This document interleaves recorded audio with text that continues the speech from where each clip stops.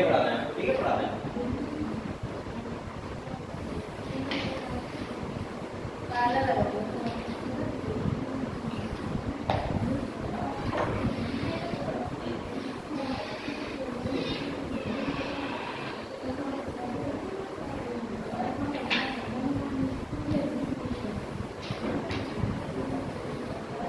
बेटा अगर हम कल का रिवीजन करें थोड़ा सा पहले, ठीक है, तो उसके पहले उसको समझते हैं, इसके बाद फिर आगे बढ़ते हैं, ठीक है।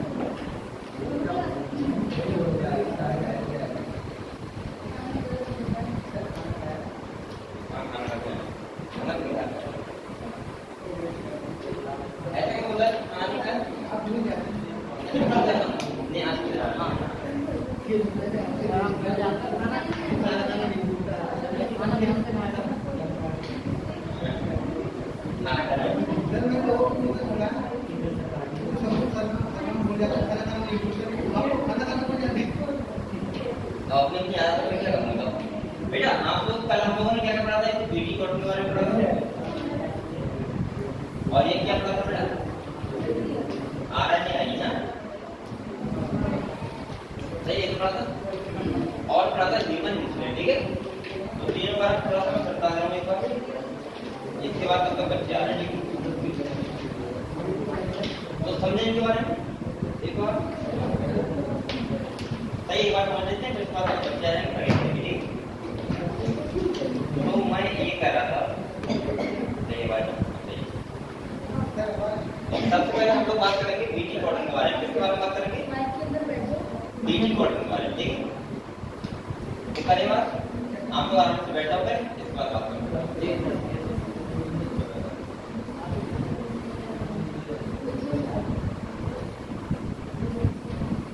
क्या बात करें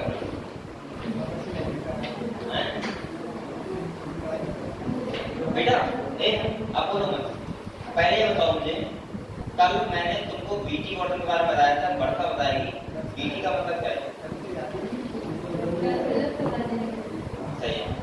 मेरी बात तो बताओ बेटा, बीटी जो बीटी बैक्टीरिया होता है उससे कौन सा जीन एक्सट्रैक्ट करते हैं, कौन सा जीन, तो सही का नाम बताओ, क्राइजीन, कौन सा, क्राइजीन, ठीक है।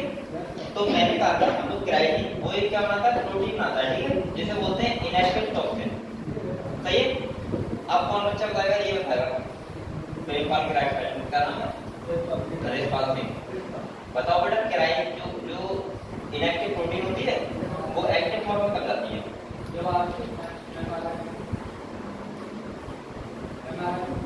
मैं बीटी फॉर्म में कर रहा हूँ, हाँ ये बताओ जो प्रोटीन होती है एक्टिव वो एक्टिव स्टेज में कब आती है,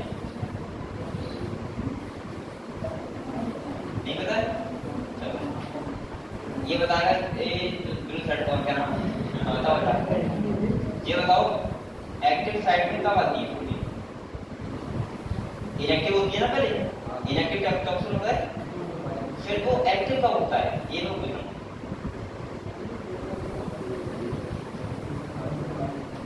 ये बताइए शायद तक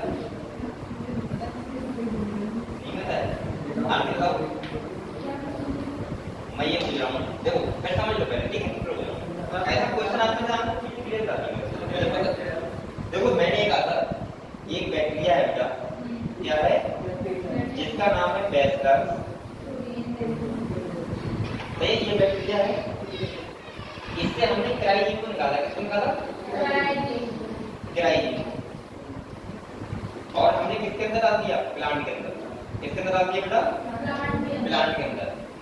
अब प्लांट के अंदर एक टॉक्सिन बनेगा, क्या बनेगा, जो किस फॉर्म में होगा, इनएक्टिव फॉर्म में होगा, किस फॉर्म में होगा बेटा, जो इनएक्टिव फॉर्म में होगा, और ये टॉक्सिन अगर इनएक्टिव फॉर्म में है तो मैं ये पूछ रहा हूँ, ये टॉक्सिन एक्टिव फॉर्म में कब आएगा, कौन से मीडियम में जाने के बाद एक जीरो में?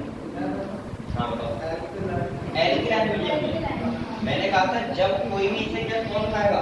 जब कोई इंसेक्ट खाएगा, कौन खाएगा? इंसेक्ट खाएगा। बेटा भूल रहे ये तो बहुत सरल है। जब कोई इंसेक्ट खाएगा, ये देखो इंसेक्ट खाएगा तो उसके पास कौन सा मीडियम होगा? एल्किलाइन।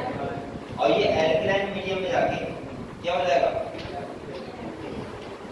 एल्किलाइन मीडियम में जाके एक्टिव हो जाएगा और तभी तो ये करेगा कि इसमें इसको पोर करेगा किसके? मिडगट में, यानी कि इंसेक्ट में। और इंसेक्ट क्या हो जाएगा? मर जाएगा। समझ गए आप लोग मीडगट के बारे में? बताओ किसी पीरियड में बेटा वो ध्यान रखना। मैंने कहा था क्राइजीन के क्या होते हैं? Cross first A B, cross second A C, cross second A B. वो नाम ध्यान रखना, ठीक है? कॉटन बॉल बॉल और दूसरा होता था कॉर्न बोरर, ठीक है? चलो अगले बढ़ते हैं।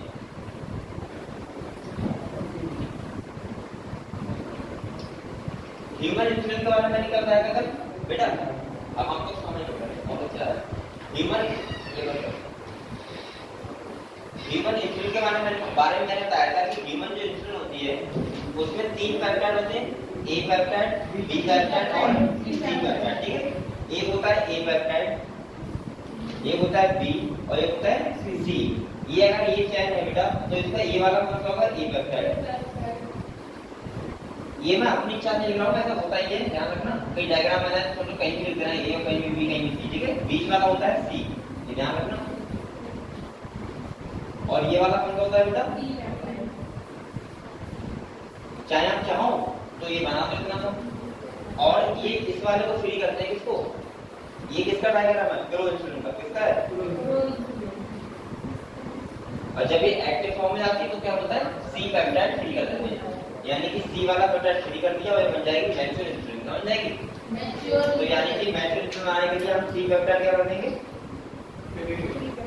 फ्री कर देंगे और इसके बाद बन जाएगी मैच्योर इंसुलिन। समझ गए ये बात? ये बात समझ गए? ठीक है, मैच्योर इंसुलिन कैसे बनी? ठीक है। अब अगले हम लोग बात करते हैं किसकी? ये आरएनए नेमेटोड रेजिस्टेंस। एक बार दोबारा बताइए सुन लो, अच्छा टॉपिक है ये और ये बच्चों को समझ नहीं आ रहा है, ठीक है? एक बार समझ लेता हूँ फिर से और उसके बाद आपको क्लियर हो जाएगा, ठीक है? ठीक। हम बोल सकते हैं नेमेटोड रेजिस्टेंस प्लांट, ठीक है? ये टॉपिक पढ़ना है हमको, नेमेटोड रेजिस्टेंस प्लांट। यहाँ पे एक नेमेटोड होता है, क्या होता है? इसका नाम क्या होता है? कौन सा होता है? किसी को पता है नेमेटोड का नाम? देखो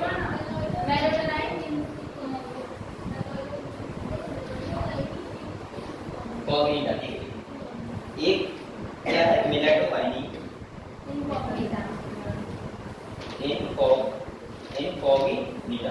ये नेमेटोड है, ठीक है? ध्यान रखना इसका।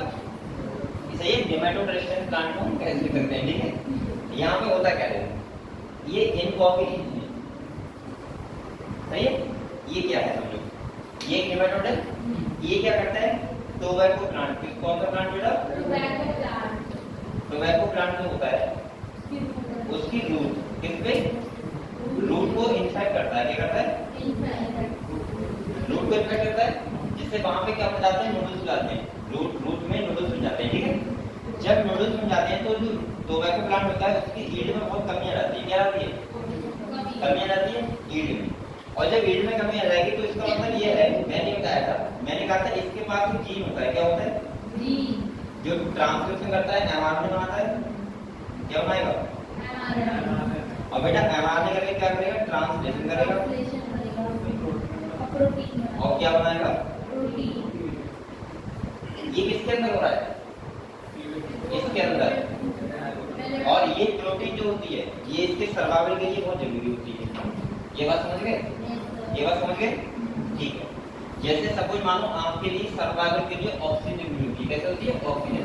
अगर आपका ऑक्सीजन आने का रास्ता ही बंद कर दिया तो क्या हो जाएगा? मर जाएगा। भाई फांसी लगाते हैं तो क्या होता है? ट्रैकिया तो बंद कर दिए और ट्रैकिया बंद है, सांस नहीं मिलती, आदमी मर जाता है, ठीक है? ठीक है। क्या आप रखते यहाँ पे मांगोगे तो मर जाओगे? खाली ट्रैकिया बंद होगी तभी मरोगे, ठीक है। तो फांसी में क्या मर जाता है कब, जब ट्रैकिया उसकी बंद रहती है, ठीक है, और सांस ले नहीं पाता है। ये थायराइड होगी तो टूट जाती है, वो टूट जाती है, लेकिन उससे मरेगा ना, वो फ्रैक्चर की पहचान होती है, समझे बात। देखो बेटा जब फांसी लगती है तो क्या होता है, ट्रैकिया ये जो बोन होती है थायराइड, कौन सी थायराइड है, ये फ्रैक्चर हो जाएगी, क्यों हो जाएगी, क्योंकि इसका कारण है ना संदेश लड्डू को, ये तो होगा ही। लेकिन इसका कारण मरना नहीं, इसका कारण है खाली पता लगाना कि इसने फांसी लगाई है वास्तव में। सेकंड क्या था, मरदा तब है हम सांस नहीं ले पाते हैं, अगर हमको सांस रुकती रहे तो हमारा हाथ लटक रहा है, कोई दिक्कत नहीं मरोगे, ठीक है। तो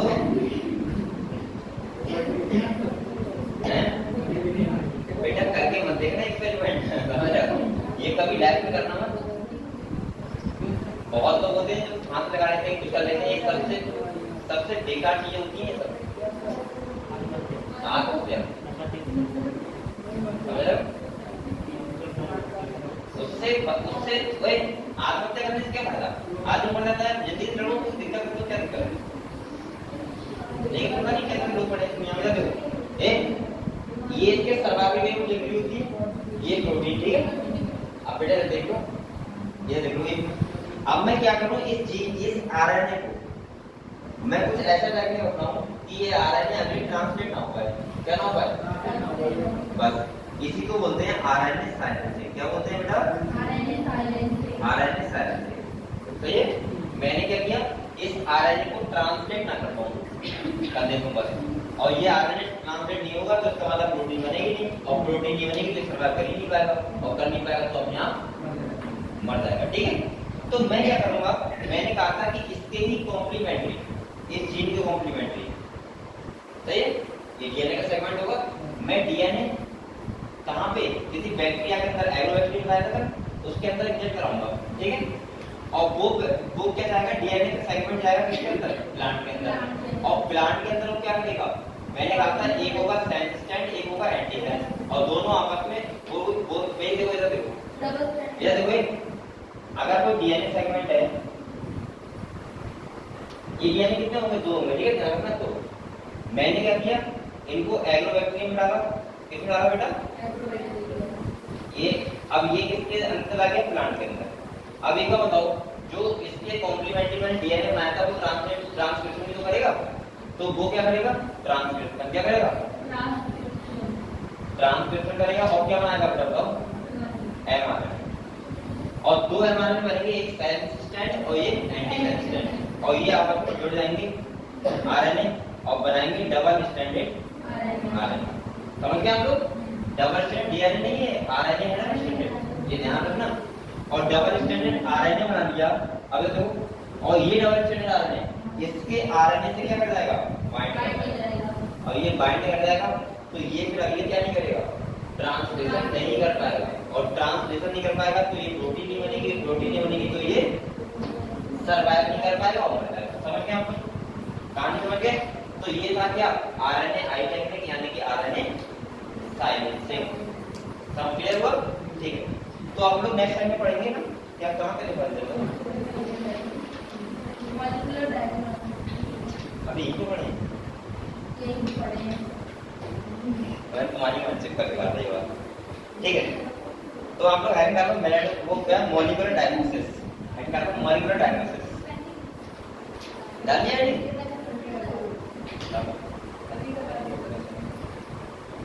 देखो मॉलिक्यूलर डायग्नोसिस क्या होता है समझो।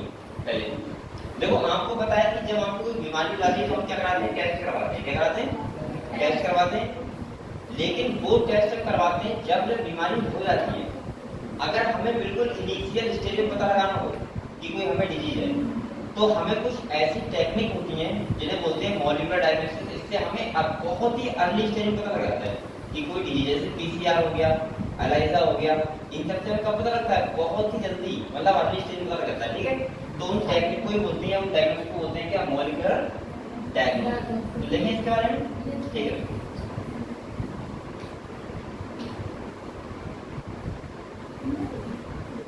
देखो for effective treatment,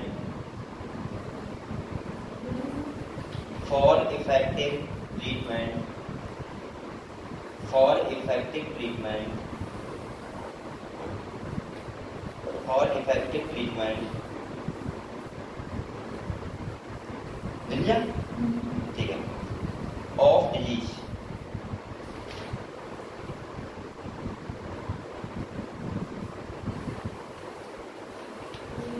of disease form लगाओ और लिखो early diagnosis, early diagnosis, early diagnosis. Diagnosis का मतलब क्या होता है? डिजीज का पता लगाना, ठीक है, डायग्नोसिस करना, ठीक है। अर्ली डायग्नोसिस एंड अंडरस्टैंडिंग,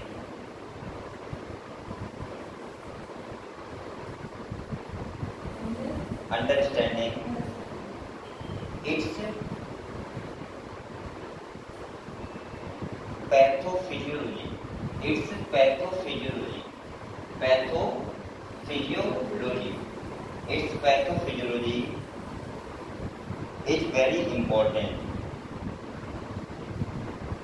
बेटा पैथोफिजियोलॉजी का मतलब क्या है कि किसी इंफेक्शन से हमारी बॉडी नॉर्मल फंक्शन से नहीं कर पाती है, उसी को डिजीज बोलते हैं। डिजीज क्या होता है? जब हमारी बॉडी को नॉर्मल फंक्शन ना कर पाए तो उसे क्या बोलते हैं? डिजीज। तो वो हमें पता लगाना बहुत जरूरी होता है, ठीक है। अगर वो पता रहेगा तो वो बहुत ज्यादा हमारे लिए डिजीज में रहेगा, प्रॉब्लम क्रिएट करेगी बाद में, ठीक है। तो नेक्स्ट पॉइंट देखो बेटा,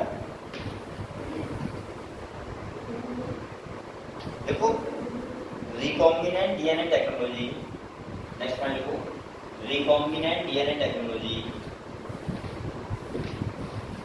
रिकॉम्बिनेंट डीएनए टेक्नोलॉजी कॉमन लगाओ और लिखो polymerase chain reaction, polymerase chain reaction PCR common लगाओ और लिखो एलाइजा, ELIS। ये लग रहा है कि नाम लड़की का, इसकी फुलफॉर्म लिखो, इसकी फुलफॉर्म एक खुल जाती है। देखो देखो enzyme linked, enzyme linked, enzyme linked, enzyme linked immuno, immuno, immuno sorbent AC, sorbent ये वाला है बेटा, सॉर्बेंट एसी, ASSAY, ठीक है, सॉल्वेंट एसिड। इसकी एक बार नीचे फुल फॉर्म में पूछी गई, ठीक है, इसलिए मैंने। तो बेटा एक बार बताओ, आप लोग उसके बारे में जानते हो अच्छे से, जिसके बारे में रिकॉम्बिनेंट डीएनए टेक्नोलॉजी क्या होती है, ठीक है। नेक्स्ट पीसीआर, तो आप लोग हेड टॉपिक थोड़ा सा पीसीआर।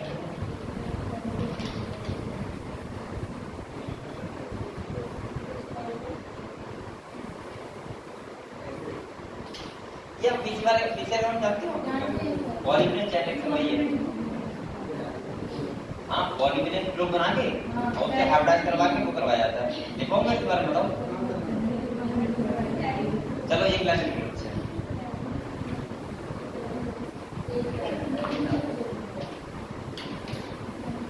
मैं अच्छे से दिखाऊंगी।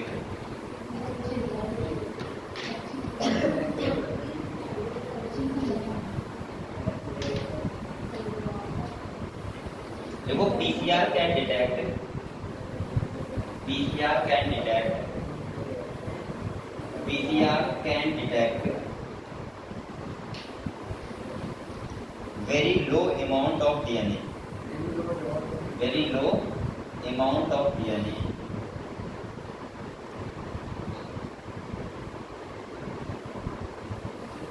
देखो use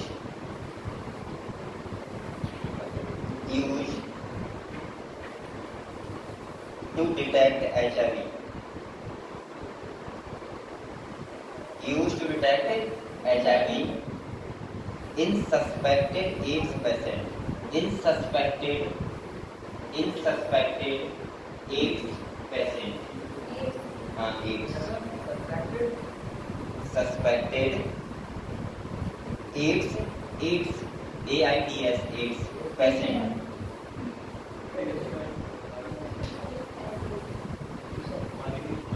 बेटा ये टेक्निक कैंसर में भी पता लगाती है, ठीक है, पीसीआर से कैंसर पता लगाते हैं। देखो it is being used to, it is being, देखो it is being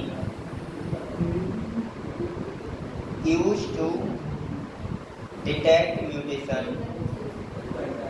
detect mutation, mutation in gene, in gene, mutation in gene, gene और ब्रैकेट में बेटा कैंसर,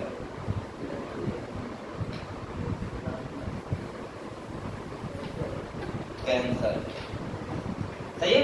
तो कैंसर का पता लगाते हैं, एड्स का पता लगाते हैं, वो जल्दी से पता लगाता है वो पीसीआर टेक्निक से। ठीक है, हम क्या करते हैं, स्मॉल अमाउंट में डीएनए लेते हैं और उसका कट करके उसके आर्टिफिशियल बनाते हैं और एक प्रोब लेते हैं, प्रोब। ठीक है, और उससे क्या करवाते हैं, हाइब्रिडाइज और पता लगा लेते हैं। ठीक है, नेक्स्ट आपको हेड डालो Elijah, ELISA,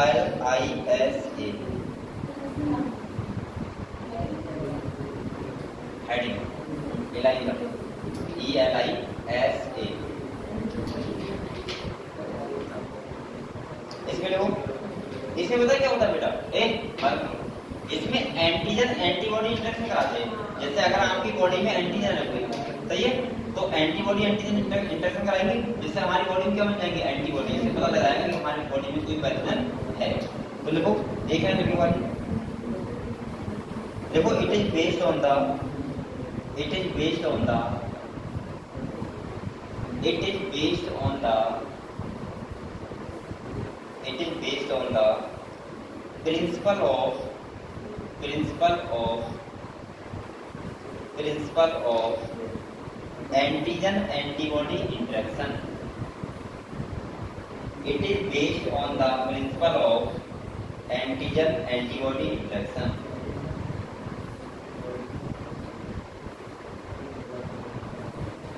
antigen antibody interaction. बेटा एक बात बताओ, अगर कोई डिजीज होगी तो उसका पैथोजन होगा अंदर ना, एंटीजन होगा प्रेजेंट हमारी बॉडी में, होगा ना। तो हम लोग क्या कराते हैं, एंटीबॉडी इंटरेक्शन कराते हैं, जिससे हमें पता लग जाता है अगर इंटरेक्शन हो रहा है इसका मतलब क्या है कि बॉडी के अंदर कोई पैथोजन है। लेकिन अभी वो अपनी पूरी तरीके से रिएक्शन नहीं कर पाए। क्लियर हुआ? ठीक है, तो ज्यादा नहीं घुमाएंगे। इसके बाद हम लोग नेक्स्ट लाइन डालते हैं और नेक्स्ट टॉपिक पढ़ेंगे, इसका नाम है ट्रांसजेनिक एनिमल। क्या क्या टॉपिक है बेटा, ट्रांसजेनिक एनिमल। ठीक है, यहां तक हमने पढ़ लिया।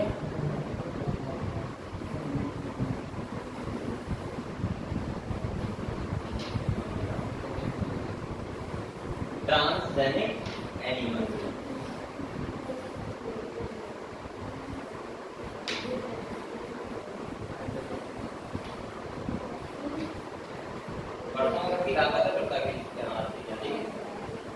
अरे बोलेगी बेटा, बोली क्या क्या करो, बोली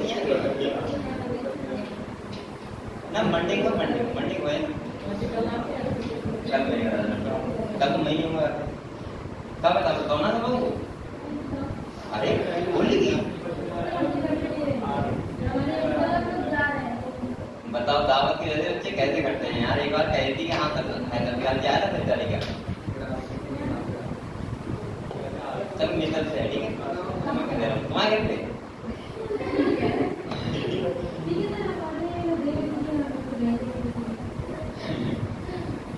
इसके अलावा मंगलवार को तुम सब पीटी के शाम को ज्यादा आराम से खाना पीना खाए, खाना भी खिलाएंगी और चीजें खिलाएंगी। ठीक है, उसने कह दिया ठीक है। ठीक है, छोटो भाई जाना बेटा, हेमंत जाना और हेमंत आ रहा विद फैमिली, मम्मी पापा। चलो ठीक है बेटा, आगे हम लोग पढ़ते हैं टॉपिक जिसका नाम क्या है, ट्रांसजेनिक एनिमल। ये ट्रांसजेनिक एनिमल का इसको समझते हैं, सही है, ये क्या बात है। ट्रांसजेनिक एनिमल का मतलब पता है क्या होता है, ट्रांसजेनिक एनिमल का मतलब होता है कि हम किसी एनिमल को अपने हिसाब से क्या करें, मॉडिफाइड करें, जिससे हमें कुछ फायदा हो जाए। क्या हो जाए, फायदा हो जाए। ऐसे एनिमल को बोलते हैं क्या, ट्रांसजेनिक एनिमल। और मुझे लग रहा है सबसे ज्यादा अगर ट्रांसजेनिक बनाया गया है तो चूहा बनाया गया। क्या बनाया गया, बैक्टीरिया में इकोलाई बैक्टीरिया, और वैसे क्या बनाया गया, चूहा। हर केस में आपको चूहा मिलेगा, मिलेगा नहीं मिलेगा। मैं ऐसे बोल सकता हूँ 75% ट्रांसजेनिक बनाया गया, उसमें क्या बनाया गया, चूहा बनाया गया। ये ट्रांसजेनिक एनिमल बनाए खिलाते हैं वो समझते हैं। ठीक है, आपको एक बात बताओ, जैसे कोरोना हुआ था अभी, अगर मुझे उस कोरोना की क्या करना है, टेस्टिंग करना है कि वो सही है या फिर गलत है, तो क्या मैं किसी ह्यूमन लगा के दूंगा, वो को लगवाने का मन नहीं आएगा। तो उस चक्कर में हमने चूहा को चुन लिया कि भाई तुम ठीक हो, लगा देंगे, मर जाओ कोई बात नहीं, जिंदा हो तो ठीक हो। तो इसीलिए हम क्या बनाते हैं, ट्रांसजेनिक एनिमल, ठीक है। किसी भी सेफ्टी वैक्सीन की वो करते हैं या कोई डिजीज की स्टडी करते हैं तब भी क्या बनाते हैं, ट्रांसजेनिक एनिमल। समझ गए आप लोग? तो देखो इसके बारे में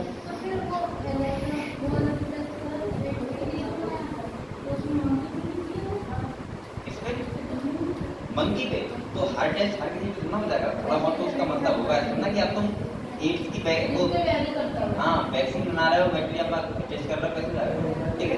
तो थोड़ा बहुत डिफरेंस होता है।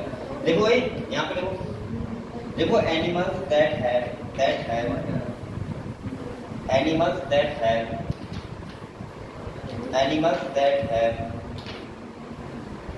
हैड HAD है, दो बार मैंने कहा है हैड, बताओ क्या है, ऐसे लिखा है हैड, देखो their DNA देखो their DNA manipulated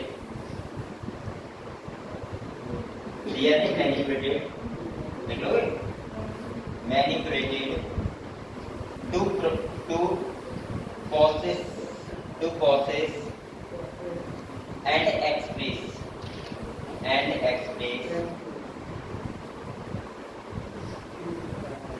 extra gene का मतलब और gene, extra gene are known as transgenic animal,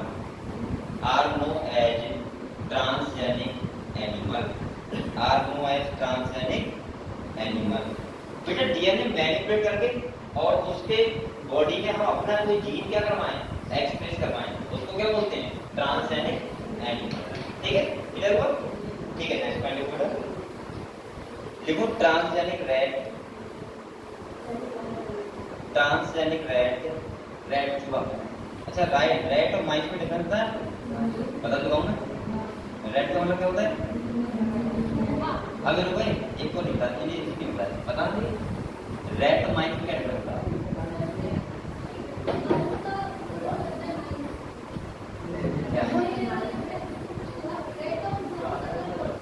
mouse नहीं माइस, हाँ तो माइस का बताओ, रैट और माइस में क्या डिफरेंस होता है, क्योंकि आई नहीं ना जब मैं बता रहा था जेनेटिक्स में, तो बताओ नहीं पता है, अब इसको पता है, इसको रेड का मतलब होता है मोटा वाला चूहा और चुनिया होती है बोलते हैं माइस, ठीक है। तो देखो transgenic rat common rabbit common pig common सी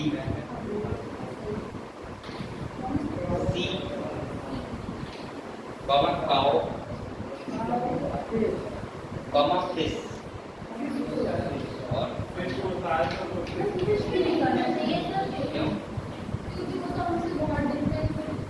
तो उन्हीं की डिश की क्या होगा, उन्हीं की टाइप की डिश फिश। कोई दवाई बेटा तुम्हारी चुनाव नहीं है, हर एनिमल की बन रही है फिश, ठीक है। ETC have been produced और ब्रेकिंग टू बेटा 95%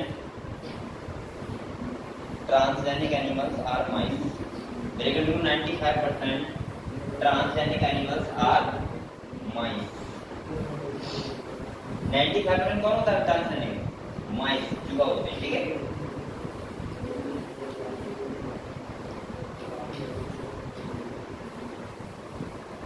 अब आप लोग हेड डालो, एडवांटेज ऑफ ट्रांसजेनिक एनिमल, यानी कि क्या फायदे हैं transgenic animal, advantage of transgenic animal, head डालो, एडवांटेज ऑफ ट्रांसजेनिक एनिमल। तो एक एक करके हम सबके बारे में पढ़ लें, जिसके बारे में इम्पोर्टेंट होगा तो मैं वो बता दूंगा, बकाया आपको बताइए। Advantage of transgenic animal, number 1 heading डालो, normal physiology and development. Number 1 देखो नॉर्मल फिजियोलॉजी एंड डेवलपमेंट।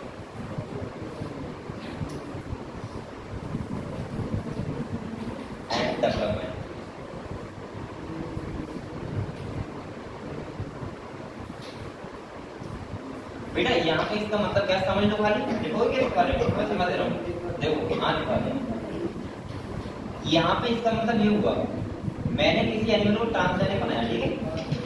मैंने क्यों बनाया, इसका मतलब ये है कि नॉर्मल फिजियोलॉजी एंड डेवलपमेंट का मतलब है कि अगर मैं कोई जीन डाल रहा हूँ और वो जीन क्या कर रहा है, हार्मोन बना रहा है। क्या बना रहा है, कोई हार्मोन बना रहा है। अब मुझे ये देखना है कि वो हार्मोन कैसे करके उस एनिमल को डेवलप कर रहा है, कितनी तेजी से उसकी ग्रोथ करवा रहा है। तो मैं ये पहले किसमें देखूंगा, किसी ट्रांसजेनिक एनिमल को बना के, सही है। अब मुझे पता लग गया कि वो वाला जो हार्मोन है वो अच्छे तरीके से ग्रोथ करवा रहा है, किसी भी एनिमल की डेवलपमेंट करवा रहा है। तो फिर इसके मतलब ये हुआ कि वो हार्मोन फिर हम एनिमल में यूज कर सकते हैं, बाहर से भी या फिर जीन्स को मैनिपुलेट करवा के। समझ गए आप लोग, तो इसका मतलब समझ गए, ठीक है। तो हम लोग एक पॉइंट डिफरेंट पॉइंट जैसा देखो बेटा, देखो transgenic animal, transgenic animal, transgenic animal can be specially designed, can be specially designed to allow, specially designed to allow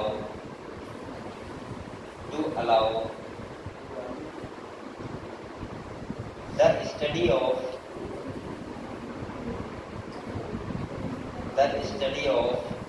how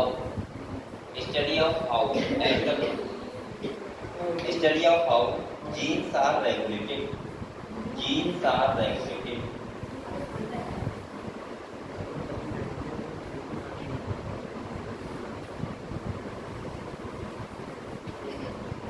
clear, and how they affect the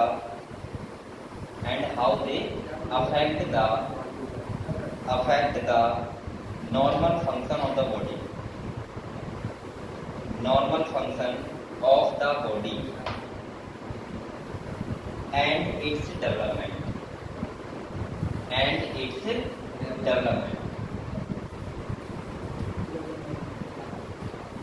इसका एक एग्जाम्पल लिखा हुआ है, वो लिख लो। एग्जाम्पल लिख लो, insulin like growth factor. Example लिखना बेटा, insulin like growth factor, insulin like growth factor.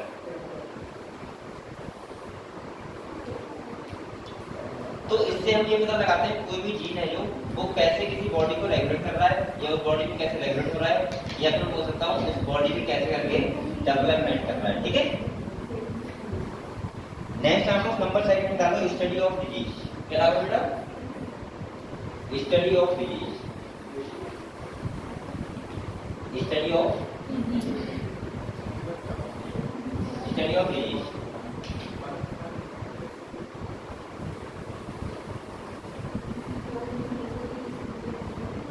Study of disease,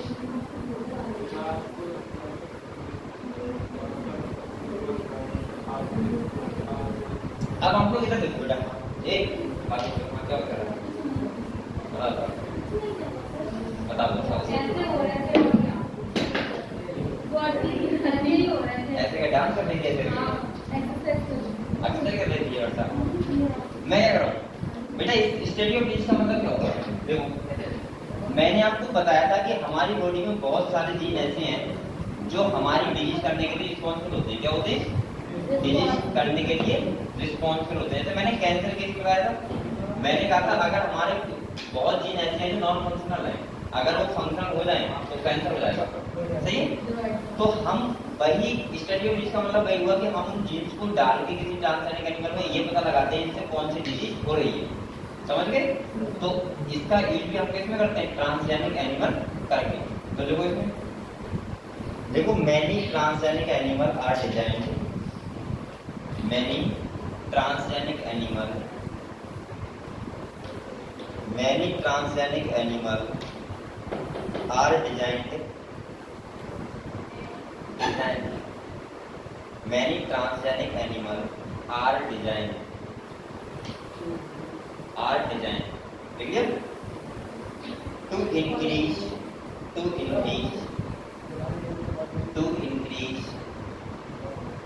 our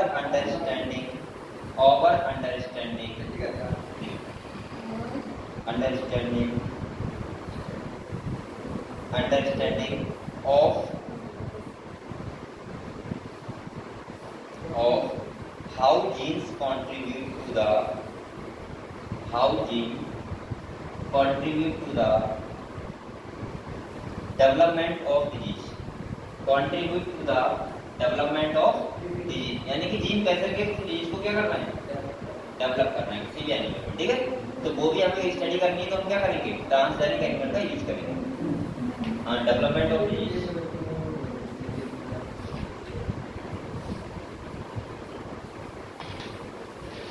ठीक है बेटा।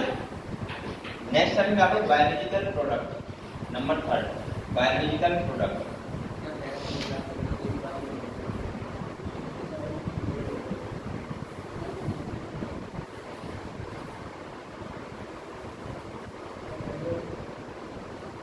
बायोलॉजिकल प्रोडक्ट का मतलब क्या हुआ, देखो ये तो हमने बायोटेक्नोलॉजी में पूरी पढ़ाई है कि हम किसी बायोटेक्नोलॉजी को यूज करते हैं कि अपने लिए क्या बनाए, प्रोडक्ट बनाए। लेकिन यहाँ पे कुछ और दिखाया गया है। जैसे यहाँ बताया गया है, एक गाय थी रोजी, इसका नाम क्या था, रोजी काऊ। तो रोजी काऊ क्यों बनाएगी, ट्रांसजेनिक समझो। उसका क्या किया, उसका जो मिल्क होता है रोजी काऊ का, उसमें न्यूट्रिशन ज्यादा होते हैं। क्या होते हैं, न्यूट्रिशन ज्यादा और दूध के कंपेयर में। उसमें देखा गया कि 2.4 ग्राम पर लीटर एक प्रोटीन होती है, इसका नाम क्या होता है, अल्फा क्या होती है, अल्फा लैक्ट एल्ब्यूमिन। कौन सी होती है, अल्फा लैक्ट एल्ब्यूमिन। जो प्रोटीन ज्यादा होती है किसमें, रोजी काऊ में, बल्कि और गायों के दांत को कायम कर रहा हूँ, गायों के कंपेयर में। समझ गए आप लोग। तो देखो यहाँ पर गाय हो गया, क्या एंड बायोलॉजिकल प्रोडक्ट लिख लिया। देखो मेडिसिन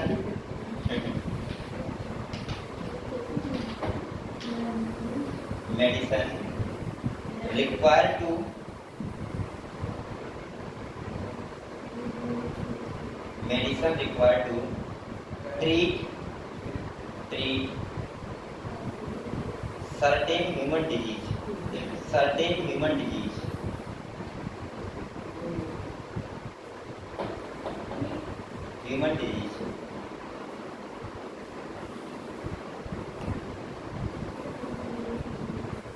देख लिया बेटा, human disease can contain biological product.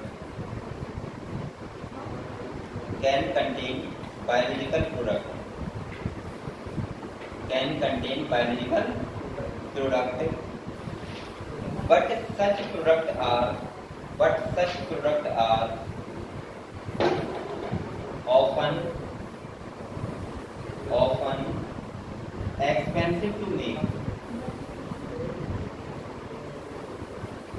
product are often expensive to make. ये कह रहा है बेटा कि हम लोग क्या करते हैं, मेडिसिन बनाते हैं तो हम बहुत सारे प्रोडक्ट का यूज करते हैं, और ये प्रोडक्ट कैसे होते हैं, बहुत महंगे होते हैं। जिससे मेडिसिन क्या बनाती है, महंगी लगती है। अगर ये हम ट्रांसजेनिक एनिमल को बना के प्रोडक्ट को रिसीव कर लें तो कितना बढ़िया रहेगा, सोचो। तो नेक्स्ट में देखो transgenic animal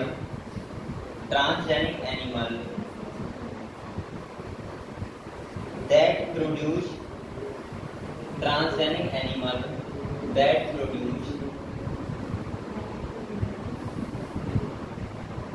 useful biological product.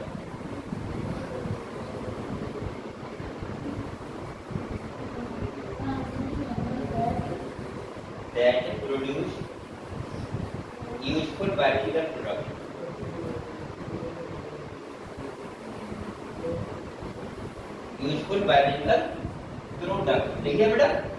एक एग्जांपल लिखना है यहाँ पे,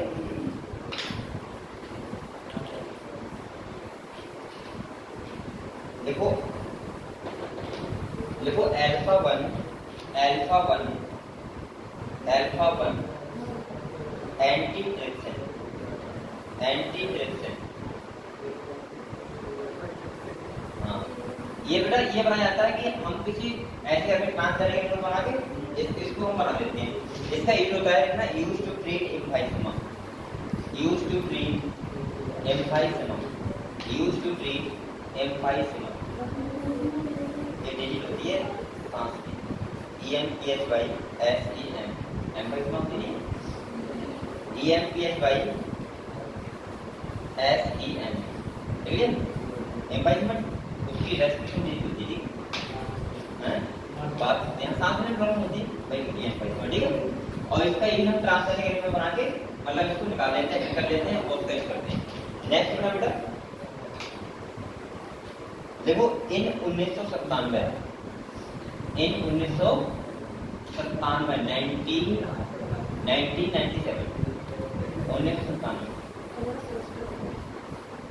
the first transgenic cow, the first transgenic cow, और जिसका नाम है बिल्कुल लड़कियों की तरह रोजी। देखो फर्स्ट ट्रांसजेनिक काउ रोजी, लिख लोगे? रोजी लड़की का नाम होता है ना, होता है। ट्रांसजेनिक काउ रोजी, रोजी, ठीक है। कम लगाओ बेटा और लिखो produce human protein, produce human protein, produce human protein, human protein enrich milk, human protein enrich milk, enrich milk, human protein enrich milk। क्यों भैया मैं आपको लिख दिया क्या और डालते हैं मैं डालता हूँ। देखो enrich milk किया, लेकिन देखो 2.4 ग्राम पर लीटर, 2.4 ग्राम पर लीटर, 2.4 ग्राम पर लीटर, किसे भेजते हैं? खाली सबूत भी लग देते हैं, बीच तो चलिए हम करके भेजे वर्क में कौन बोल देखो 2.4 ग्राम पर लीटर, देख लिया, ब्रैकेट बंद कर लो बेटा। ये ह्यूमन प्रोटीन ज्यादा बनाती है और मिल्क दूध होता है उससे कितना 2.4 ग्राम पर लीटर, ठीक है। देखो और अगले उसके देखो the milk contain the human, the milk contain the human, the milk contain the human alpha, alpha lactalbumin, लिख लो भाई, अल्फा लैक्ट एल्ब्यूमिन,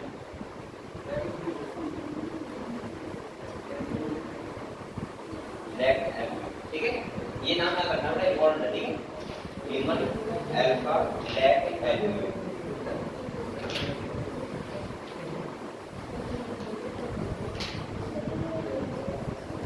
ये बहुत ज्यादा कैसे होता है न्यूट्रिशन, नहीं मतलब बहुत ज्यादा न्यूट्रिशन होते हैं इसमें रोजी फॉर्म में, ठीक है। तो उसका दूध पीना चाहिए। एक बार रोजी का कहाँ मिलेगी? हैं पंजाब में, गाँव का काम है कि जहाँ पे हो रही है रोजी का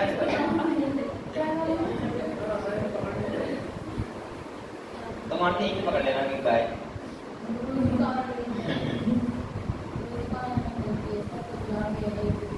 पंजाब में खरीदेंगे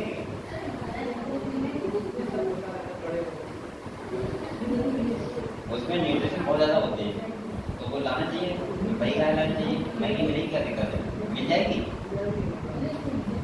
मुझे लग रहा है ऐसे क्या देगा, रोजी गाय बेच देगा, खाली ठग लेगा।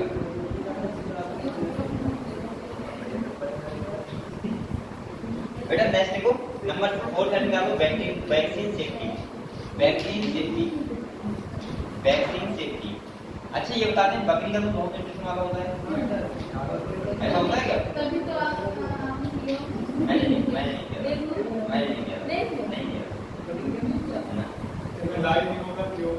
क्या बकरी मिला होगा हमारे गाँव में, क्या है नहीं बकरी बकरी होता है, मैं जानता था कि हमने किया नहीं था, हमने वो किया था नहीं पपीता का कीवी खाए थे और वो क्या होता है नारियल पानी, वो रोज पीते थे 2 टाइम।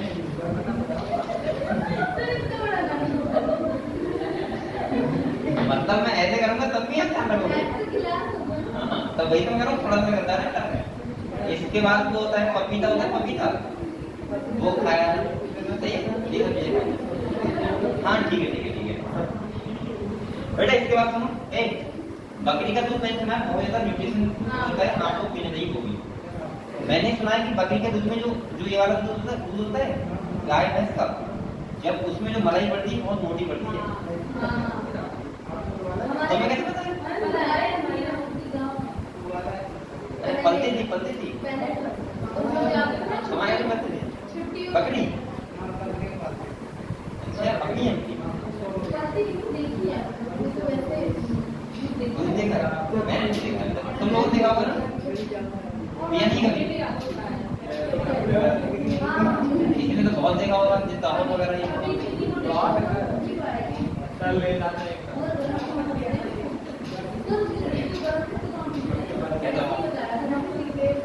क्यों?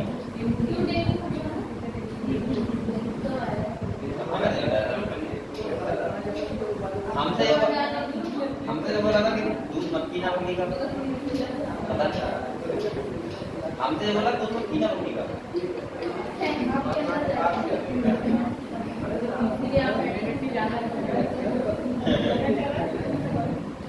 चलो ठीक है बेटा, वैक्सीन सेफ्टी है।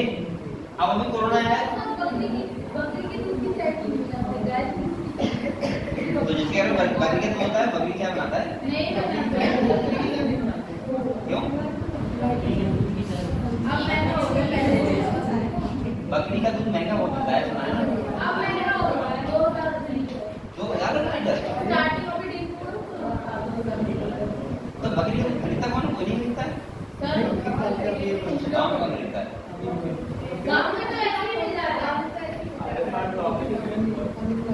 चलो ठीक है, बकरी दूध का पिएंगे, चाय पिएंगे, उसकी क्या दिक्कत है? कैसे मिलेगा मुझे? किसी को खा लेगा खाने के लिए? एक गिलास दूध देती, बकरी कितना दूध देती है?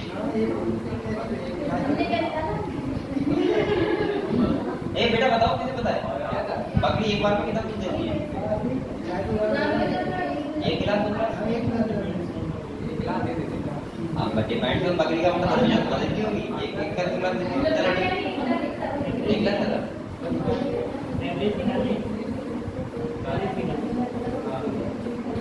बेसिकली लोग बकरी का पालन उसके लिए करते हैं, बकरी बेचने के लिए, नॉर्मली दूध के लिए कौन करता है?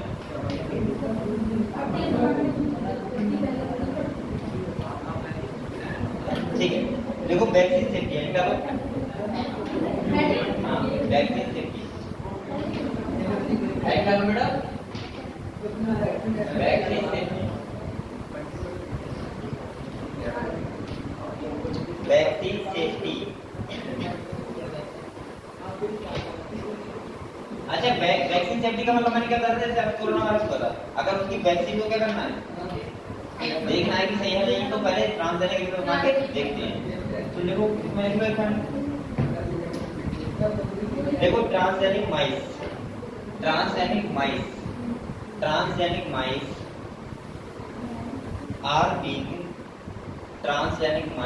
are being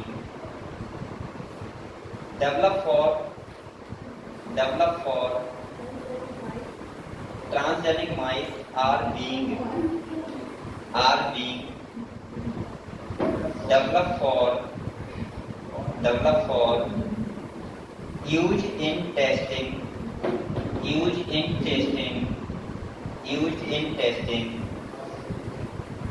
the safety of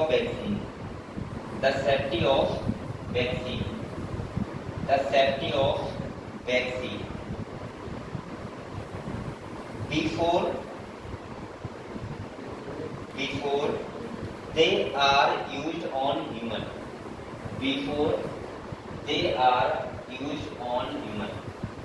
यानी कि ह्यूमन को में यूज करने से पहले क्या होता है बेटा? उसकी पहले मैस के ऊपर टेस्टिंग हो जाती है, चूहा मरेगा कोई दिक्कत नहीं है, ठीक है। नेक्स्ट आप लोग डालो, अभी इतने रहना तो ठीक है, पता है नेक्स्ट डालो। Chemical safety testing, chemical safety testing, chemical safety testing,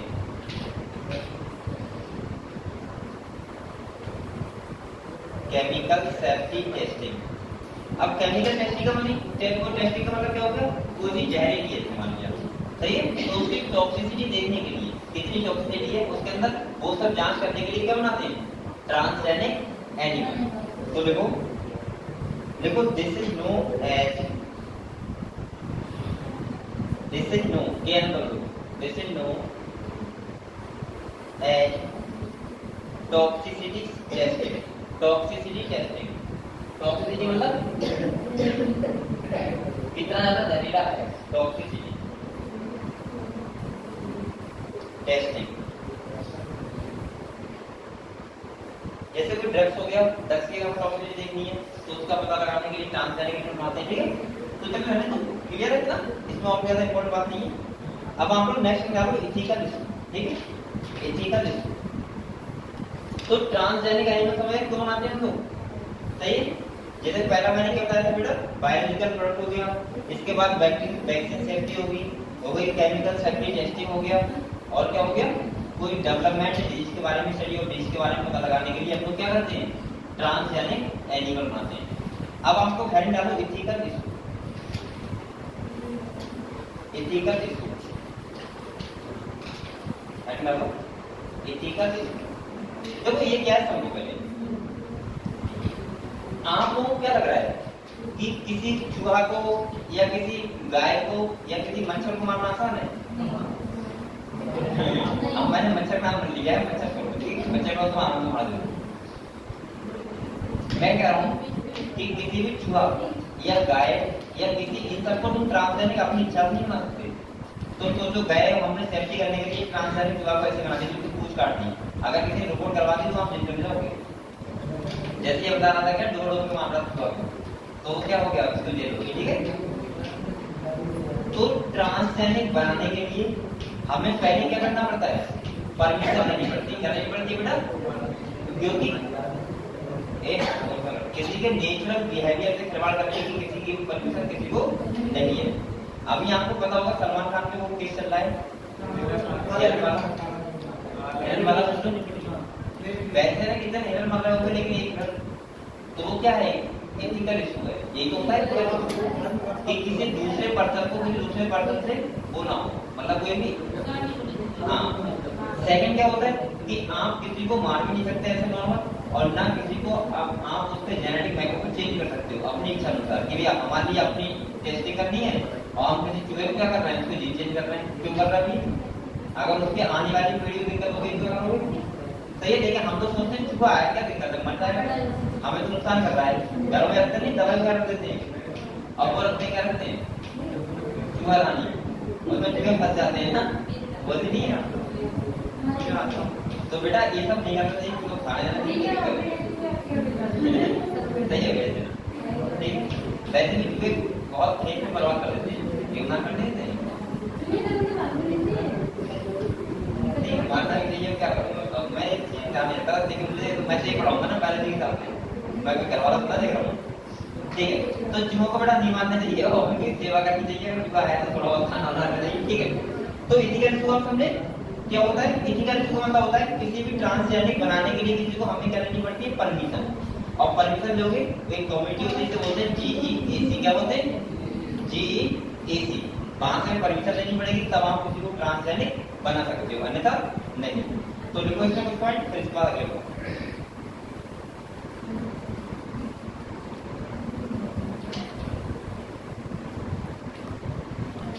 लिखना बेटा। द इंडियन गवर्नमेंट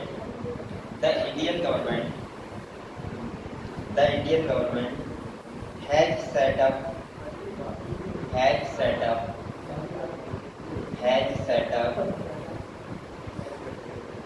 organization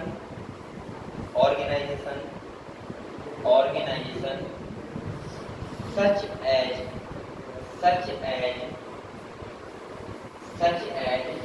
देखना GEAC, सही? GEAC। और इसकी फुल फॉर्म लिखो बेटा, देखो जेनेटिक इंजीनियरिंग, GEAC, देखो फुलवान की genetic engineering approval committee, approval committee,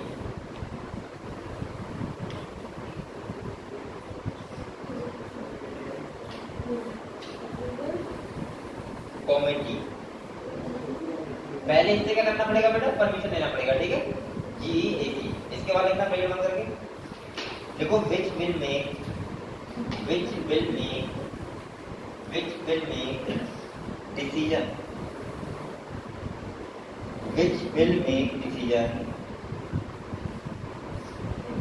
which will make decision regarding the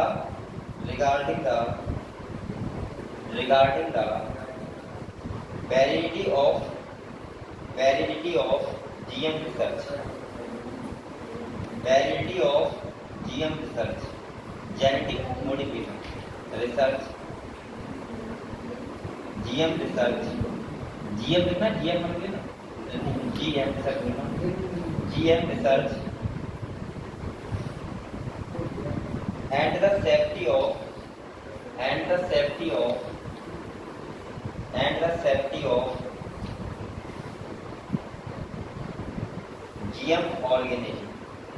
GM organism, बेटा। अब मैं आपको कुछ बातें बताऊंगा, फिर आप समझना। देखो एथिकल इश्यू का मतलब क्या होता है, सिंपल बात समझो। जैसे गन्ना फैक्ट्री है, शुगर मिल है, पीलीभीत के बीच में लगी हुई है, आपको पता है इसकी वजह से इतनी गंदगी रहती है, पीलीभीत में ज्यादा इसकी वजह से रहती है, इतना हाई वो रहता है ना, रोड जाम रहता है, और इतने लोगों को टेंशन रहती है खाली फैक्ट्री के लिए। उधर छत्तीसगढ़ की तरफ हमें तो जाम मिलेगा, सही है, बहुत लोगों को प्रॉब्लम होती है, लेकिन कोई क्यों नहीं हटा पा रहा है? क्योंकि इसने क्या किया हुआ है, बायो पेटेंट, यानी कि इसका पेटेंट है सरकार से, आवाम कुछ नहीं कर सकती उसका, ठीक है। जब कुछ आएगा तब हटाएगा, हम तो कोई, क्योंकि उसका क्या किया हुआ है, पेटेंट।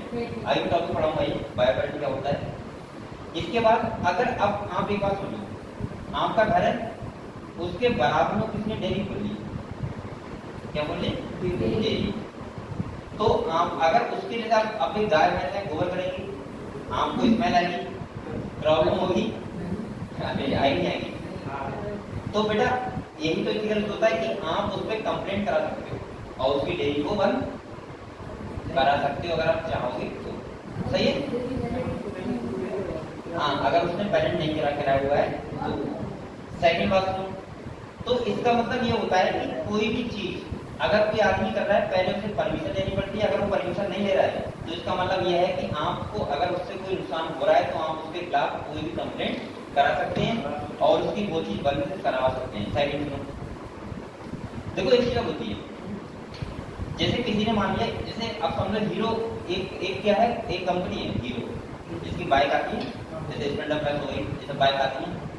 तुमने कभी सोचा कि मैं क्यों ना खोल लूं ये कंपनी, भाई मैं भी स्प्लेंडर गाड़ी बनाऊंगा? हो सकता है, तो हो सकता है, लेकिन नहीं हो सकता, क्योंकि उसने क्या कराया हुआ है, पेटेंट कराया हुआ है। अब हीरो कंपनी की गाड़ी, वो तो छोड़ो, पूरी दुनिया में कोई नहीं बना सकता। जैसे कैंपस को जयपुर में, अगर एक कंपनी बना रही तो उस कंपनी, अब वो उसने अगर पेटेंट के कराया हुआ है तो पूरी दुनिया में कोई कंपनी का शूज नहीं बना सकता, पहली बात। दूसरा, अगर बनाना है तो कंडीशन को बोलते हैं बायोक्रेसी, क्या बोलते हैं। लेकिन अगर पेटेंट नहीं कराया हुआ है, अब आप लोग सोचो, अगर मान लिया कैंपस खुले, उसका पूरा प्रचार करवाना है, हम तो प्रचार में खर्चा बहुत होगा, ठीक है, किसी भी प्रचार में सबसे ज्यादा खर्चा प्रचार में आता है ना कि बनाने में।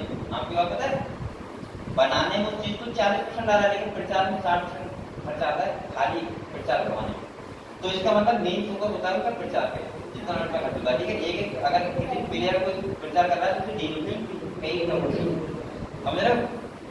तो अब तुम सोचो, वो करवा रहे हैं किसी खिलाड़ी से प्रचार, और तुमने अपने घर से फैक्ट्री होनी उसी की, तो कैसे चल जाएगा, नहीं चल पाएगा ना। ये तो बहुत बड़ी बात रहेगी। तुम किसी के एक्शन को भी कॉपी नहीं कर सकते। जैसे कपिल शर्मा शो है, कपिल शर्मा शो, वो जैसे अगर गेस्ट को बुलाता है, जिस तरह से बिठाता है, पूछता है क्वेश्चन, अगर तुम सोचो कपिल शर्मा शो की तरह हम भी अपना एक शो बनाने, आप क्यों ना सकते, वो आपके कंप्लेंट करवा देंगे, समझ गए। तो ये सब चीजें मैं बताऊंगा आपको इंटीग्रेशन क्या होते हैं, समझ गए आपको क्या होता है। तो बेटा आप किसी भी ऐसे एनिमल को, हम लोग बायोलॉजी बात करेंगे तो यहाँ पे किसी भी ऐसे एनिमल को हम लोग ट्रांसजेनिक नहीं बना सकते। आप हम लोग कुत्ते को ट्रांसजेनिक बना दें, कुत्ते को भैंस बनाने की कोशिश करें, कैसे बन जाएगा, सही है। तो ये सब आप अपनी इच्छा से नहीं कर सकते, वरना आप रिपोर्ट हो जाएगी, वहां जेल जा सकते हो। इसीलिए मैं कह रहा हूँ कि यहाँ पे क्या करना पड़ता है, GEAC से हमें क्या करना पड़ता है, अप्रूवल करवाना पड़ता है, उसके बाद आप लोग कोई रिसर्च कर सकते हो अगर आप चाह रहे हो करना तब, ठीक है। नेक्स्ट वन लिखो,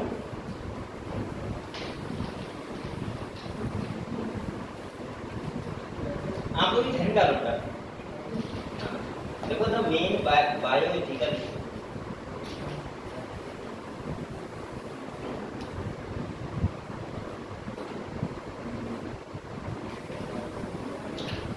the main bioethical issue related to biotechnology. The main bioethical issue related to biotechnology.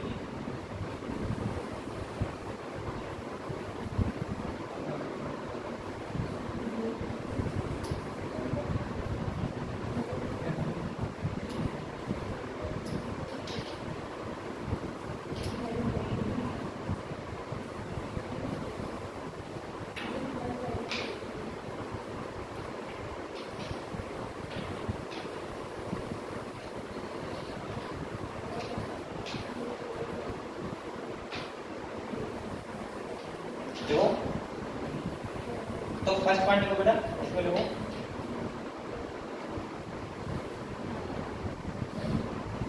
देखो genetic modification of organism, genetic modification of organism, genetic modification of organism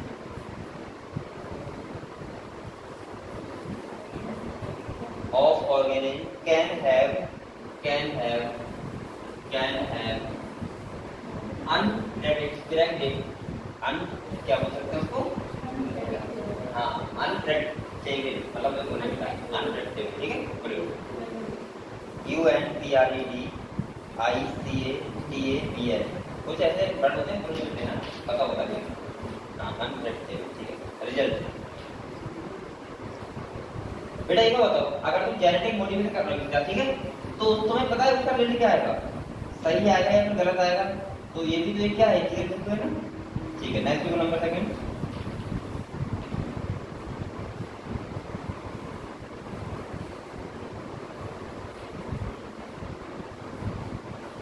देखो बायोटेक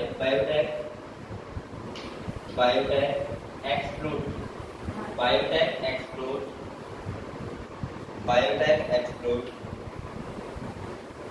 मल्टीपल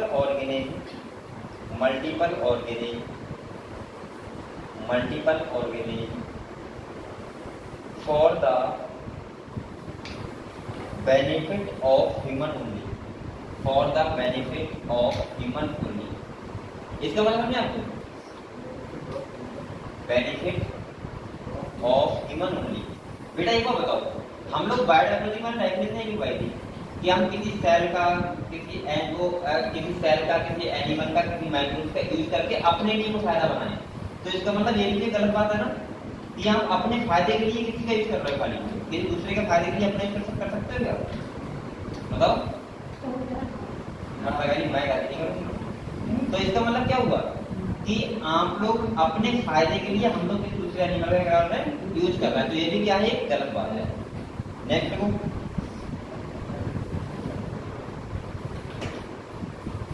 देखो some allergic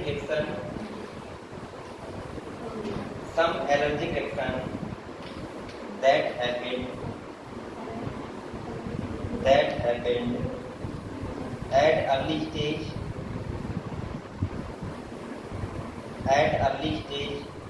of product development,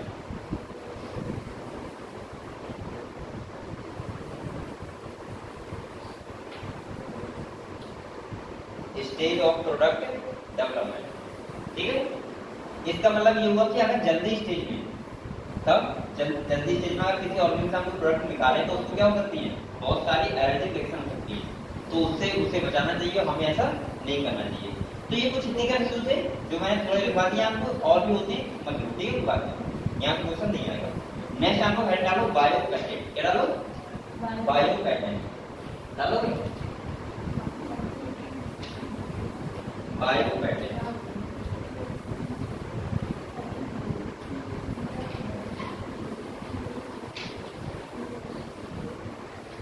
bio content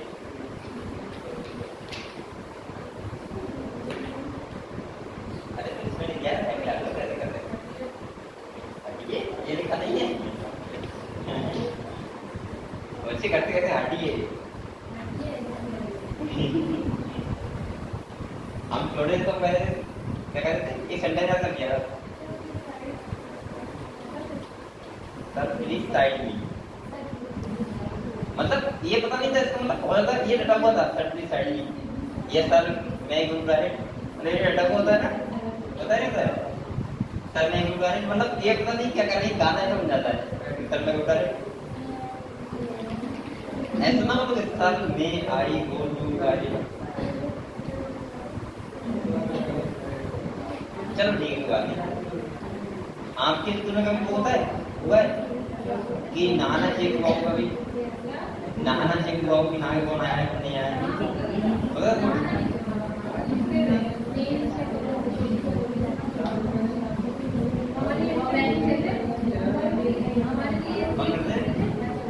तो अपनी life में नहीं करते थे।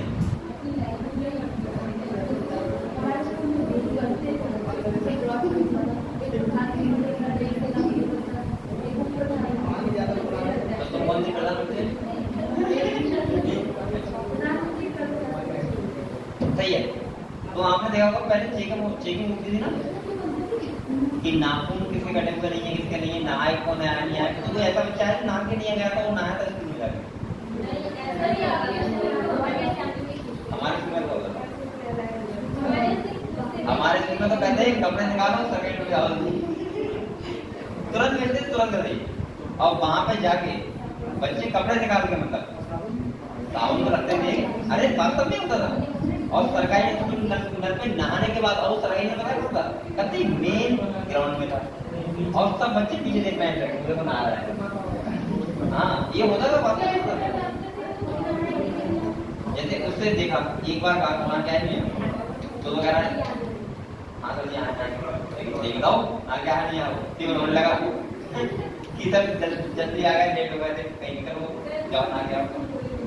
मैं जैसे कितनी बार नहा के लिया कभी नहीं बोला गया, अब बता रहा हूँ आज की बात बहुत बार नहा के नहीं गया लेकिन पकड़ा कभी नहीं नहीं इसको ना करूँगा लेकिन मुझे पता ही नहीं क्या करना क्या नहीं क्या क्या बता दो ऐसा मतलब ना कि कपड़े में धोले करके आता हमेशा और थोड़ा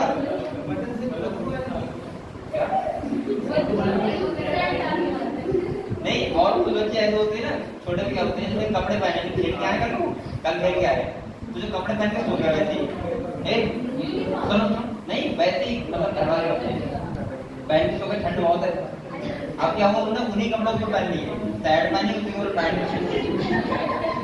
और टाई लगा के चले गए। तो ऐसे बच्चे वहां जाके पहचानता है कि तो हम तो चेंज कर देते ना सकते यार तो कोई डर ही नहीं था हमें वैसे नहीं करते जो स्कूल वाले थे वो मान लेते मेरे तो इतना तो पावर था नहीं पावर नहीं रिकॉर्ड आया सही स्टूडेंट। चलो कोई बात नहीं इधर देखो चलो कोई बात नहीं इधर देखो मैं क्या कर रहा हूँ तो हम लोग बायोपेंट समझते हैं क्या बायोपेंट का मतलब क्या होता है पहले ये समझते हैं इसके बाद हम लोग अगली बात करेंगे ठीक है समझ लो। बायोपेंट का मतलब होता है अधिकार। क्या होता है अधिकार। अधिकार का मतलब होता है जैसे आपने देखा है जैसे किसी का कुछ साइन होता है साइन देखा है साइन देखा है जैसे अनअकैडमिक है या किसी का कुछ साइन होता है लोगों से बोलते हैं हाँ वो भी आप चेक नहीं कर सकते आप नहीं कर सकते उसका पैटर्न क्या हुआ है। आपने देखो ट्रक होते हैं ट्रक उसमें देखा हुआ टाइगर नाम होता है किसी ट्रक के तो वो भी उसका पर्सनल पैटर्न होता है। आप अपने ट्रक पे टाइगर नहीं बनवा सकते।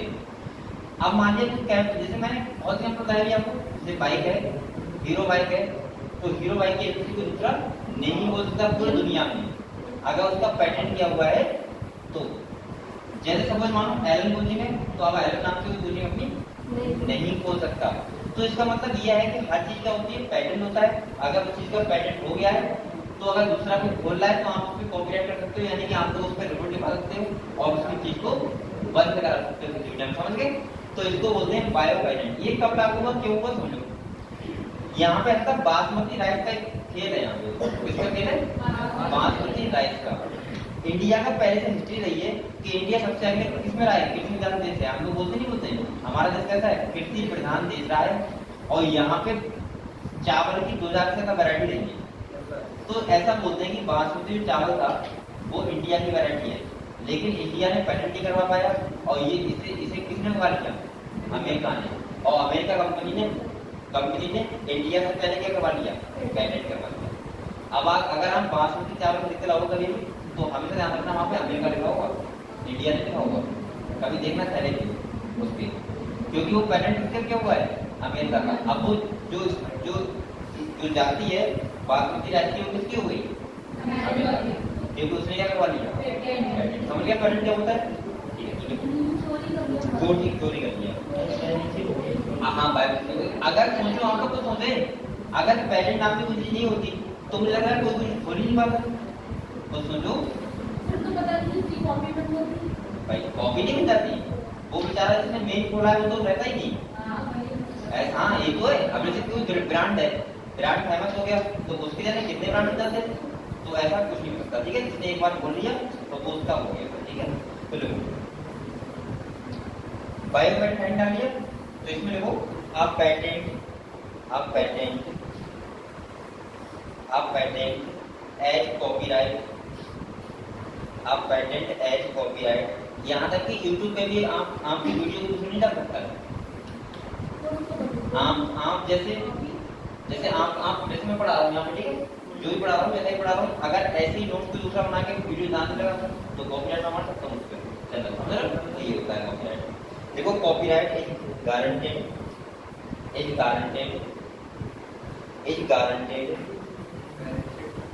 Bye national government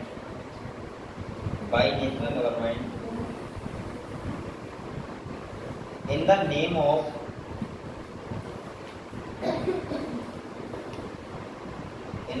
of inventor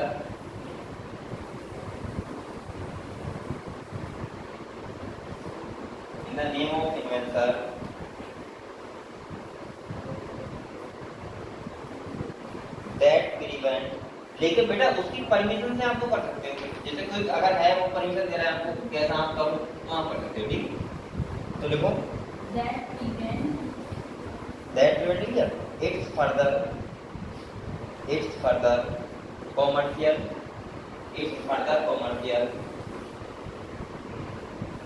use without permission।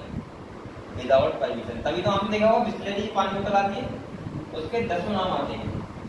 Station जाओ तो मिल जाएगी बिस्लरी, नहीं मिलेगी, बिस्लरी मिल जाएगी। आपको लगेगा बिस्लरी है, लेकिन वहाँ क्या लिखा होगा? बिस्लरी। कभी लिखा होगा बिस्लरी, है ना? क्या लिखा होगा ना? एक आई जर कर देते हैं, ये आई जर कर देते हैं। आप जिस दिन लेते हो आपको क्या दिक्कत है? आपने देखा। और वो बेटा रियल भी कम, उनका पानी बता रहा होगा। ये मैंने एक बार खुद उससे पूछा था, मैंने कहा सही बताओ, मैं बोतल रही दूंगा लेकिन बताओ सही बताओ कि ये बिस्लरी है, मतलब पानी सही है वो वाला जिस टाइप से बेच रहे हो, सही है?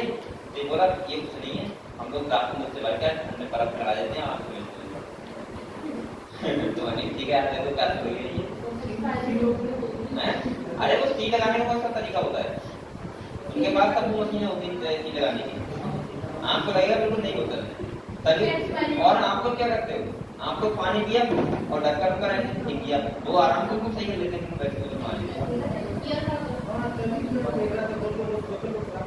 हाँ, खराब कर देना चाहिए। तो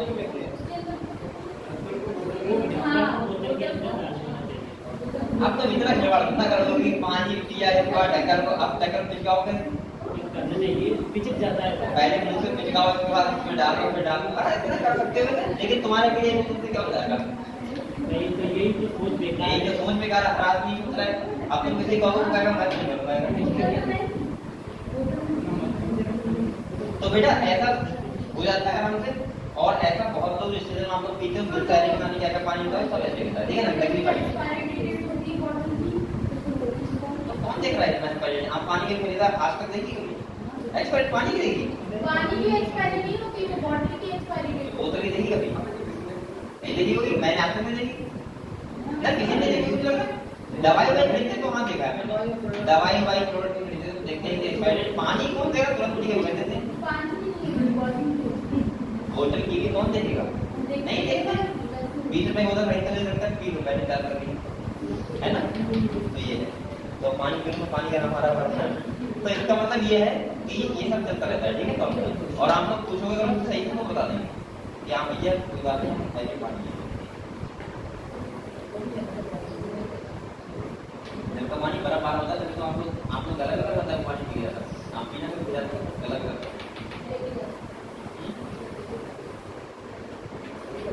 देखे आते और खत्म हो गया।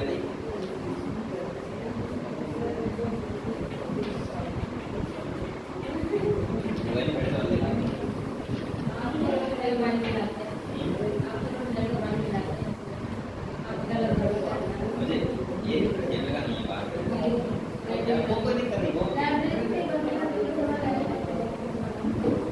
चलो बेटा आगे हम भी लगे पानी पीते कौन सा उसका पीना है आलू का लगा वो बर्फ वाला पानी था, बर्फ वाला। अब तुम ये बोतल ऐसा ना कि बर्फ में डाल के फिर लेकर आ रही हो, बर्फ जो बर्फ में ठंडी वो वाली बात कर रहा हूँ। उसके अलावा बाकी क्या बोतल है हाँ वो पानी खरीद कर पीऊंगा तो इतनी ज्यादा प्रॉब्लम नहीं है, लेकिन बर्फ का पानी पता नहीं क्या ठीक है बेटा। आप लोग लिखो बायोमेट्रिक लिखो, लिख लिया आपने? तो यानी कि परमिशन के अगर आप इन्वेंटर जो है वो परमिशन दे रहा है तो आप ऐसा कर सकते हो, बकाया को कैसे क्या मार दिया कॉपी राइट। नेक्स्ट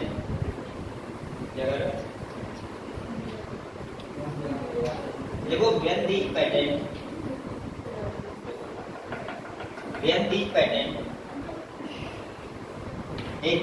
देखो when these patent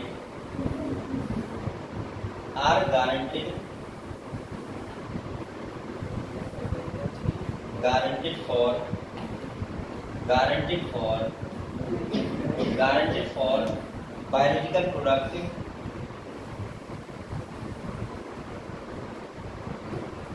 biological products then they are termed as biopatent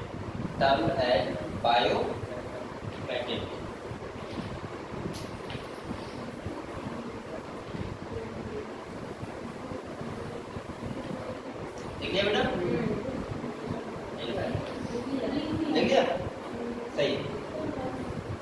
next आपका हेड डाल थोड़ा सा basmati rice biopatent issue, basmati rice biopatent issue market हो गया ये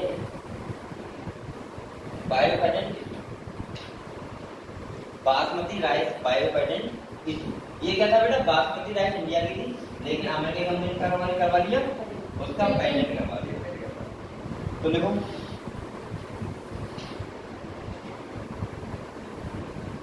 देखो rice is an important food grain, rice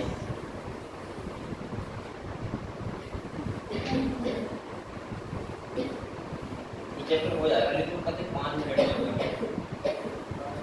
लिख करो जब पता तो है तब। देखो rice is an important food grain the presence of which goes back अरे अब तो नहीं पाएगा। Rice is an important presence of which goes back thousands of years in Asia agricultural history, thousands of years in Asia agricultural history, यानी कि हमारा history रहा है सही है हजारों साल पहले का कि यहाँ पे एग्रीकल्चर क्या है। फर्स्ट हम लोग किसको देते हैं एग्रीकल्चर, ये नेक्स्ट वन लिखो, there are more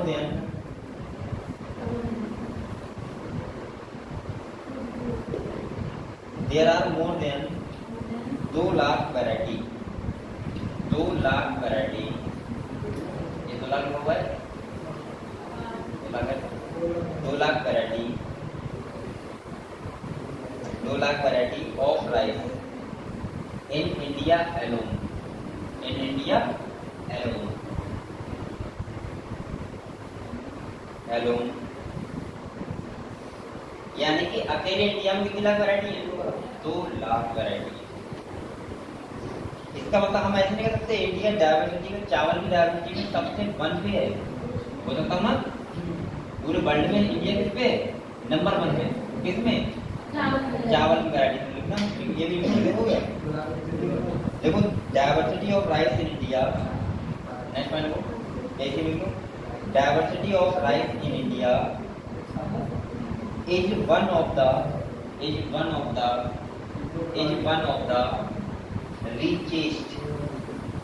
the richest in the world।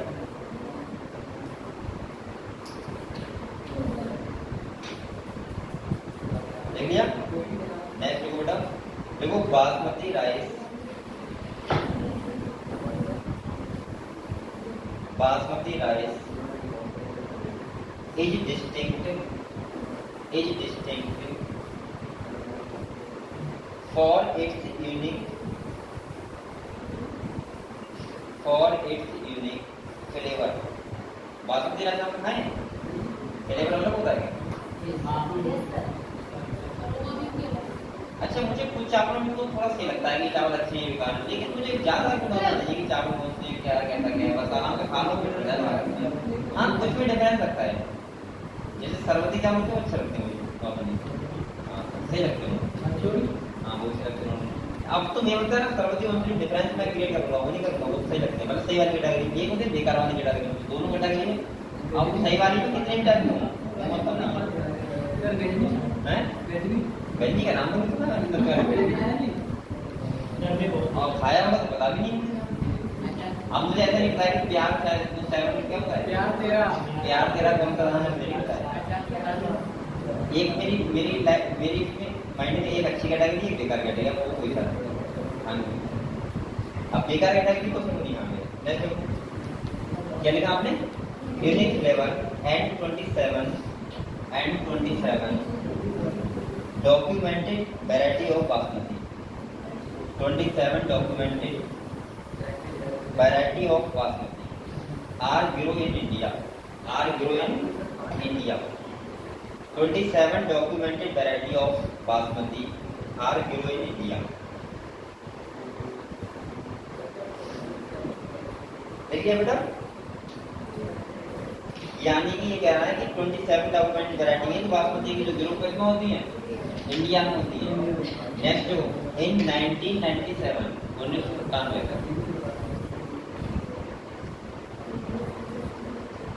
N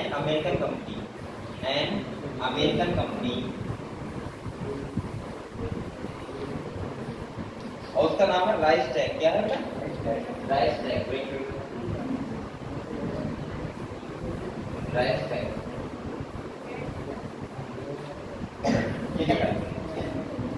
rice tag ठीक है। एक नजर करो और देखो God patent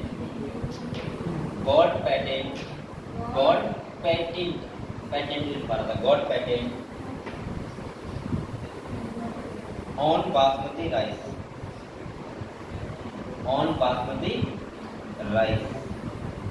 through the US patent,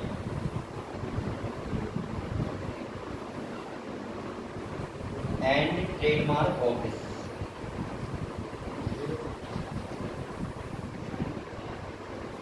ये बड़ी का वर्क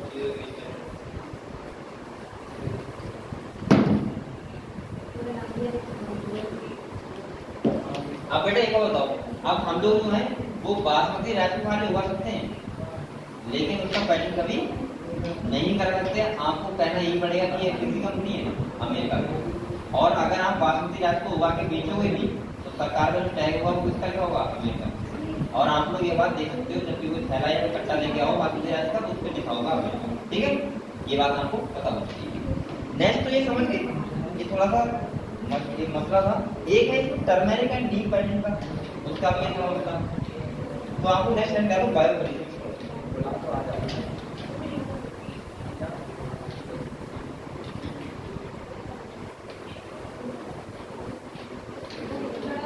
बायोप्रेसी डालोगा नहीं,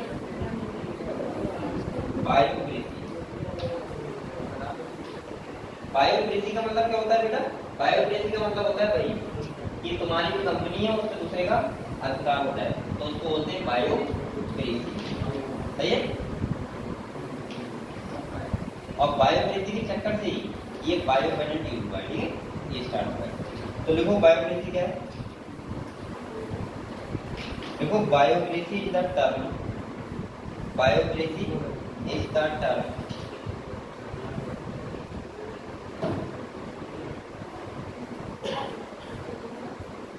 bioplasty is the term used to refer to the bioplasty is the term used to refer to the use of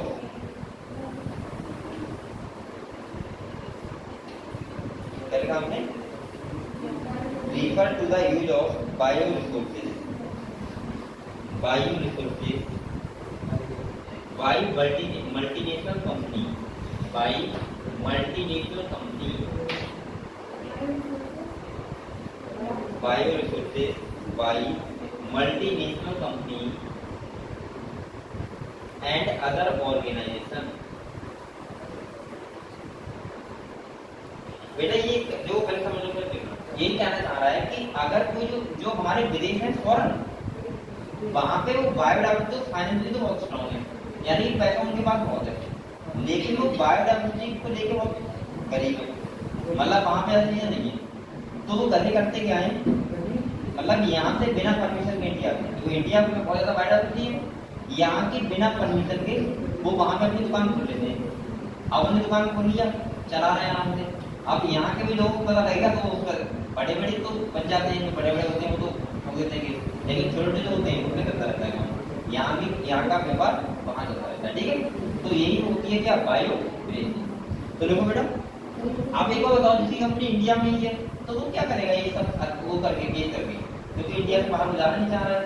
और जिसकी कंपनी अगर इतनी रिच है कि वो इंडिया से बहुत सारे देशों में चल रही है तो दूसरे देशों में कैसे मिलेगा, समझ लिया आपको। तो देखो क्या लिखा आपने, multinational company and other organization without proper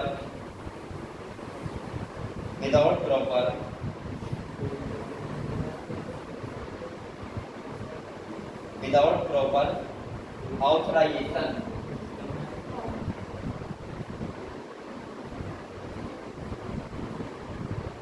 without authority, without proper from the country and people concerned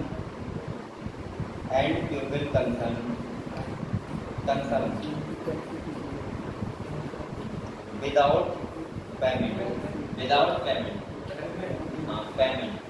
इसका मतलब क्या होता है, देखो ऐसा होता है, अगर कोई दूसरे दिन चला रहा है तो वो एक पेमेंट तय करता है कि हम इससे एक साल में इतना रुपये लेंगे, आप हमारे नाम से वो चीज चला सकते हो, ठीक है।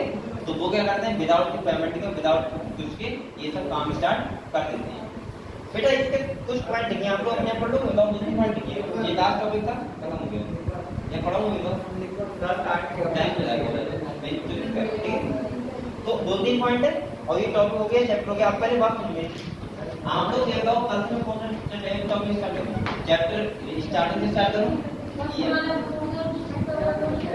सब बंद कर दूं? 1 मिनट ऊपर ही हो गया, 1 मिनट ऊपर ही हो गया।